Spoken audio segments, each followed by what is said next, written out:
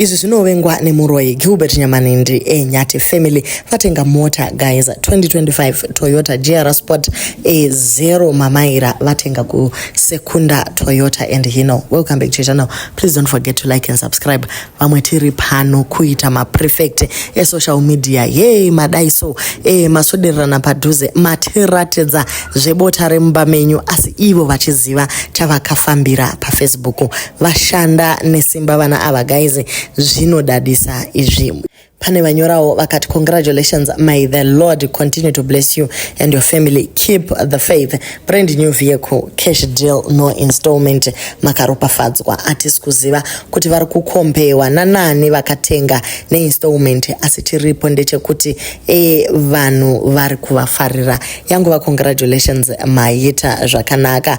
I love you Nyati family. Manzwa here guys, we are super happy. Ndevamwewo zvakare vari kutaura nyaya yavo mu comment section. Congratulations my lovely couple. Ndiani akavimba naMwari akanyadziswa? Hapana zvachose. Izvi zvinochemedza guys. Congratulations veduwe. Ndimi munokodzera kuimba song iya yekuti takabva tese kumadhaka tiri kuenda kumberi. Pamwe tinoziva kuti mimba dzinouya dzakaomesa life asi mwana uyu ari mumudumbu is bringing more blessings above that. May God keep blessing you. Kana Mwari vati yes guys, hakuna gonzo kana mbudzi inoti no. Yes. Guys, zvinhu zvakarongeka izvi neage yenyu nepamuri guys. Vaya vaiti hakuna kwavanoenda vari kupema, muripiko guys? Kudenga kuna Mwari. Dei kwainzi Mwari anotengwa nemari guys. Chero vana avadei vakatorashirwa kure asi ipapo pakuzoti guys virgin remota 0 mileage up aiwa zvese zvekufamba zvakanaka. I am so emotional right now. Congratulations guys, we have watched you grow from zero to hero. God works in miraculous ways. Who knew Gilbert Najoy will one day own a car and live in something from Mkukuyo where guys I tap into the anointing. May the Lord of connections locate me this year. Your lives have changed within a blink of an eye. Maria Kanaka, I'm celebrating with you guys. May the Almighty continue blessing you and please play for me. Jesu Makanaka Munondi Gomnera. Musakanga guys kuimba nzi yenyu Mwari vakanaka veduwe zvangu zvaringana.